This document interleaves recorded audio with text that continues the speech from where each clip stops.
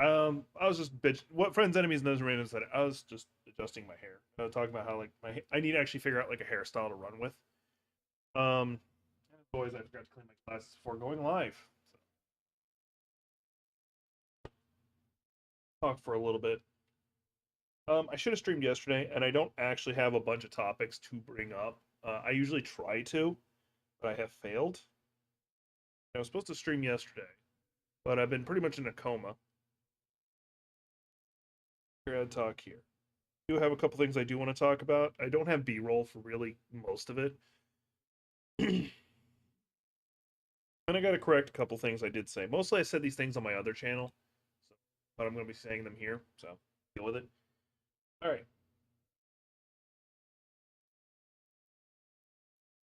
So I've been writing about fourth grade, third or fourth grade. I can't honestly remember when I first started. And when I first started, I just did random ass sketches. And they weren't even that good. It was mostly stick figure stuff. Because I actually hated out putting out all the words for what I wanted to say. But eventually I evolved into just being a writer. I still don't think I can draw particularly well. I've been practicing. I've been practicing. In fact, I'll show you something I've been working on. No, it's practice. It's not meant for a comic or anything. It's just me practicing different shading techniques. I'm trying to use gradients to create shadow effects. But anyway, that's not the important part. So one of the things I bitch about a lot is just like tropes that I feel ruin stories. And sometimes the tropes are just a little side thing that are just there. And sometimes it's the crux to a story that pisses me off. And if it's the crux to a story, it almost makes me unable to watch the story in question. And that's the first thing I wanted to talk about. As I said before, I don't have proper B-roll that's as good as it gets. This is an example. This is probably one of the better examples. And you're like, I didn't finish this one. Like you can't see it very well. Um, no, I don't have it set up where I can move myself. I don't think is this that what this button is? I thought I had a button for like me switching sides. Oh, game middle. Ah! But anyways, you can see right there. I'm like, I got up to episode 8 before I stopped. Now I disappeared. I guess that button does work. Anyway, so my problem with uh, this is an example is where the anime glorifies abusive, toxic behavior as romantic. I'm not joking. Like, like some of you may be like, what the hell are you talking about? I'm talking about very specifically. So in this story, she was chosen at a young age. We'll say 6 to become the crown princess. So inevitably, she gets pulled away from her home. Actually, it's probably closer to like 12. She gets pulled away from home and forced to go through this abusive queen training or princess training, where she has to go through extreme etiquette, learn all the proper roles of being, representative of the royal family, all this good stuff. And then when she's getting close to her wedding, the crown prince, that blonde guy, thinks it's funny who brings another woman to a party, and it's a common trope. Where like the partner, like he actually had no interest in her, and he was just going along to get along, so he brings another woman to a party, the girl he's actually interested in, and so she's like, "Oh, cool, that means our engagement's off." She basically confronts him. I can't remember the exact wording to it, but she basically asks him, "Does that mean our engagement's off?" But he phrases it in such a way that it leaves it unclear if you actually listen to his words, but makes his meaning specific. She's like, "Cool, that means I'm gone," and leaves. She goes home, gets to enjoy. You find out how much she loved her home. She was a tomboy, and so she does this, and then almost immediately he's like, "No, you're coming back. I didn't end our engagement," and to the point that he confines her to like basically a royal prison. That he refuses to let her go until she acknowledges that she loves him back. He is literally treating her as a prisoner to make him love her. And they basically, the story, as far as I saw, is basically a Stockholm syndrome story where she's forced to stay with him until she falls in love.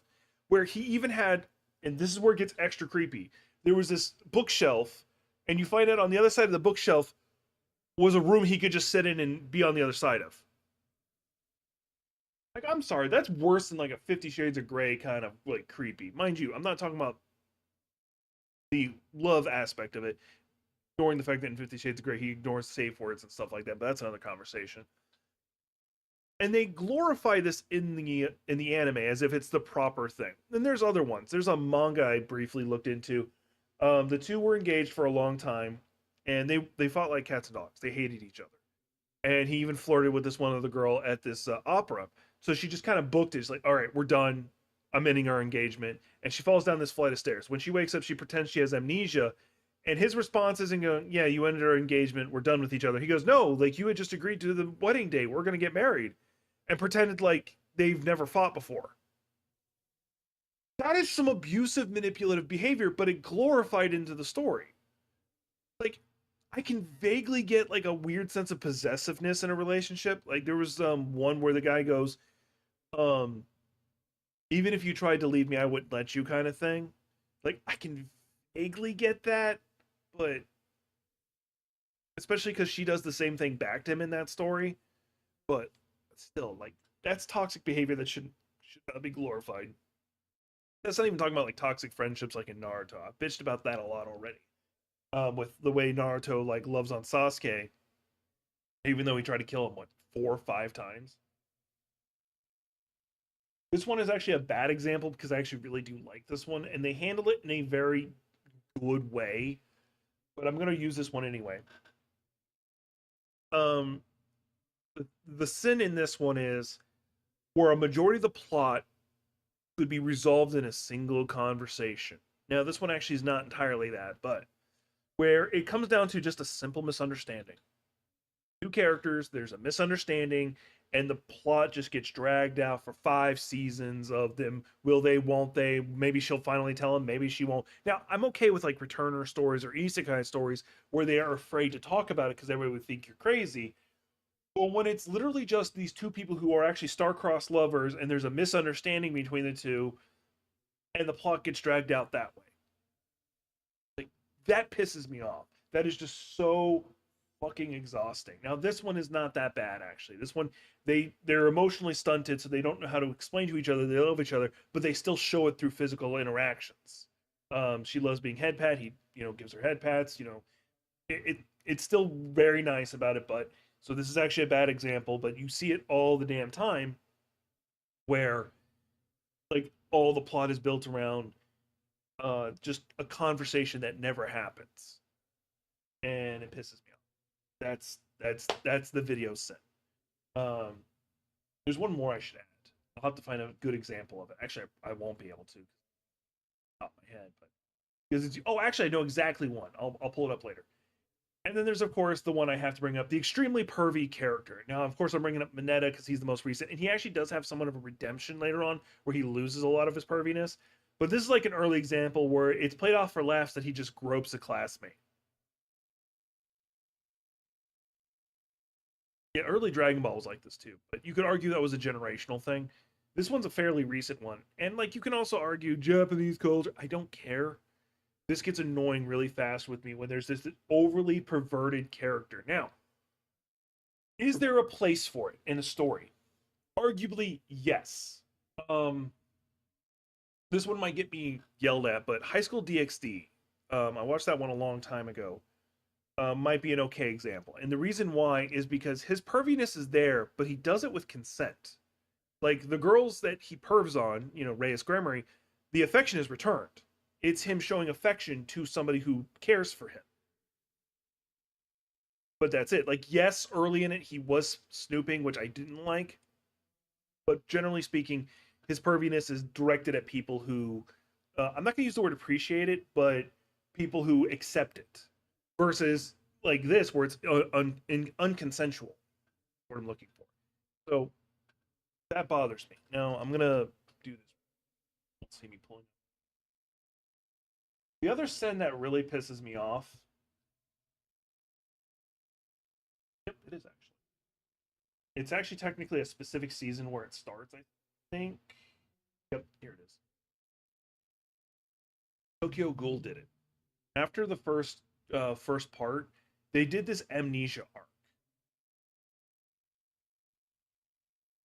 Now, what's making me want to talk about this is actually a manga slash light novel. I was reading the light novel, and like the first three was doing great, but they made the characters too powerful too fast. So they're like, hang on, how do we put the brakes on this?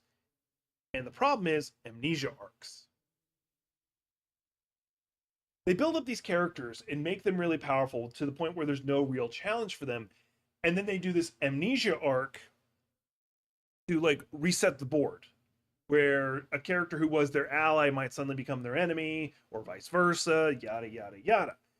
And the dungeon dive one I was thinking about, he fought a whole kingdom, like hands down. Fought a whole kingdom, and he admits at the end, I'm like, I'm at 50% strength. Then he has to save a friend who is basically like a little sister to him from a fire spirit thing that possessed her, and he can't fight back because he'll hurt her. So he's basically just getting burned and trying to, and he was burning his own life force because he ran out of mana to stop her, and he finally succeeds. And then an ally turns on them, beats them instantly, and then he rewrites their mind. So that the next like two, three, four books are nothing about their friends trying to get them to have their memories back. Okay, like that's bad writing. I'm sorry. If you have to rely on an amnesia arc to undo your work like that, you fucked up. Now, a depower arc is fine. Like you give up an excuse why they suddenly lose that thing that made them so powerful, fine. They lose their master sword, whatever. I don't care. But to do an amnesia arc just because like they've gotten too powerful too fast, yeah, no. That's bad writing. Also Deus Ex Machinas, but that's I had a couple other things I'm trying to remember I was going to talk about. Um, I'll talk about Helldivers. I'm not gonna like play up the game. I'm just gonna talk about it. Also, there was another game that caught my attention. Oh yeah, Dino Crisis on sale. I'm gonna get that for my little sister.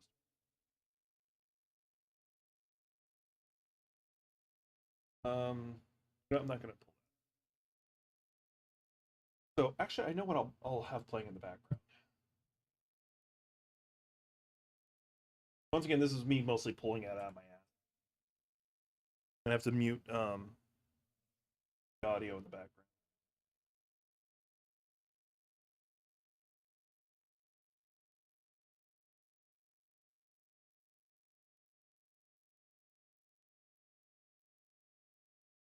I'll have this playing in the background. So Helldivers 2 just did their um, Cyberstein, where we go to Cyberstein. Now, I'm old enough to remember when like we were doing Avalon Creek and shit like that, and we were on the verge of taking Cyberstein. Even then, we kicked the automatons out, and they had them return through Cyberstein.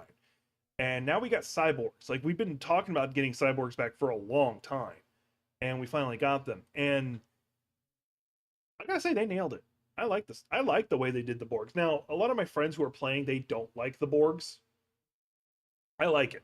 I've been using the Trident against them, and yeah, they do usually have medium armor to some degree. You can knock the armor off, and the shotgun effect to it is so powerful you can annihilate them. Plus, not to mention with its near infinite ammo, you can cut through hordes of you can cut through hordes of the automatons, the regular bots, without running out of ammo too badly. And overall, I appreciate it. I am enjoying it greatly. How they've done Cyberstein. There is one asterisk. To build the Cyberstein maps, they use the Mega City maps. So for some reason, your ships have to reposition. Generally speaking, that's not too big of a deal. I'm going to replay it. That's not too big of a deal. I'm going to set it off. Won't let me. But I had a replay. Not important. Oh, there it's loop. Anyway, which is not generally too big of a deal. Um, but except for if you're somebody like me who uses quick stratagems. Now, normally when I'm in a place where I have to reposition, I'll just use eagles. The problem with Cyberstein is there's a lot of random AA emplacements that prevent you from using them entirely. Not like AA emplacements like, oh, here's this one base that has AA. No, no. All of the bases have AA emplacements. So you'll have to clear them for each sector, and by then you've already cleared the sector of enemies, so there's no point. Mind you, I love running C4 in this, or autogun. Autocannon.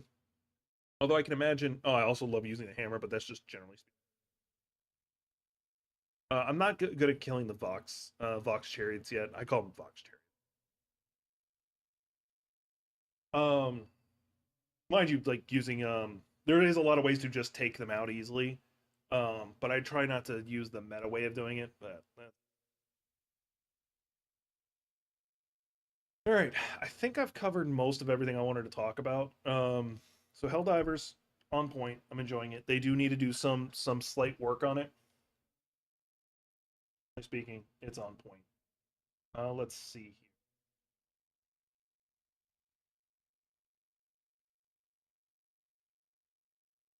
Else I wanted to talk about that isn't politics because I'm not talking politics. Yes, there is some.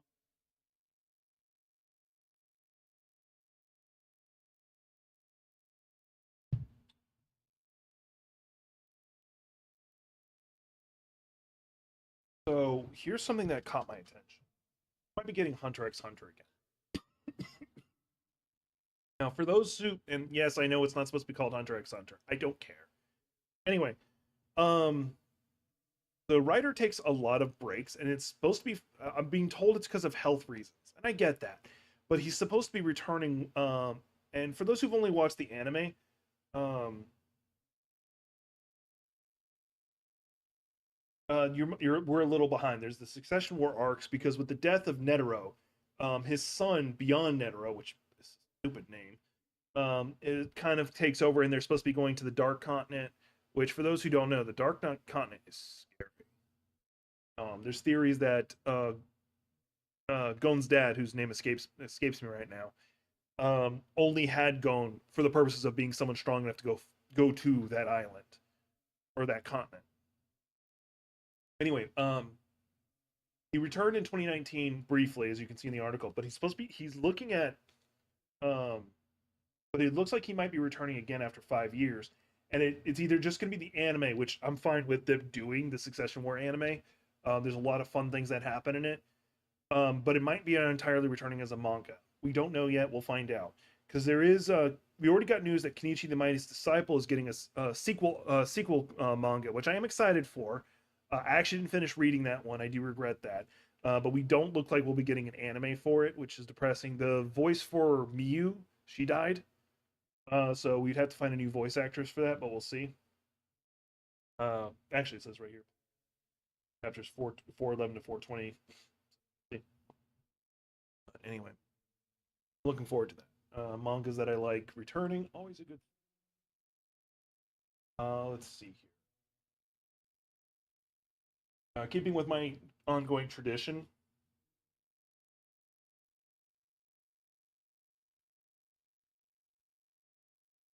like I hate when you're like logged into something and it just randomly logs you out.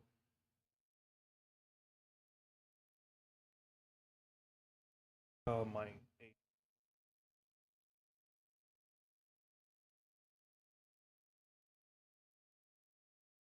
this one is unfinished, unfortunately.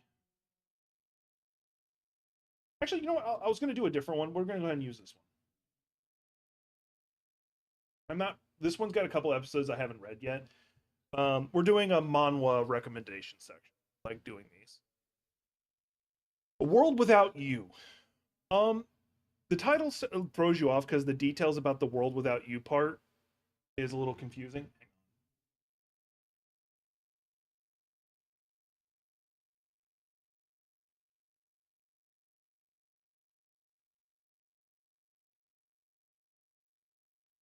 Confirming their birthday and they were confused. All right.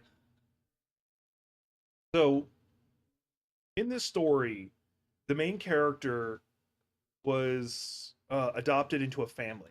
And in the original timeline, they were like excessively abusive, like really badly abusive. Um, most not physically, mostly just socially. And she ends up dying. You know, classic trope.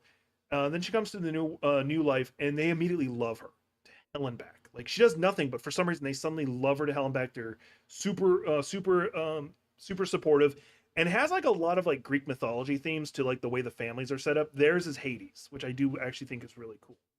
In fact, joining the family, you eat a pomegranate, and it's really cool. Um, I'm going to spoil one detail. the reason why they abused her wasn't anything she did, wasn't even anything the family did.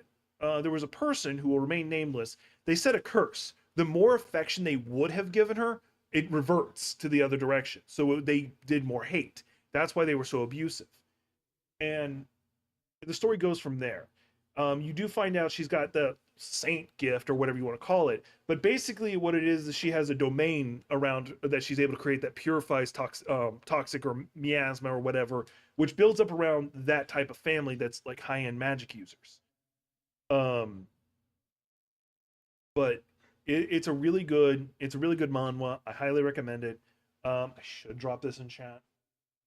Also put because I wasn't planning on talking about any manhwas. I was really just going to talk about like the tropes that pissed me off.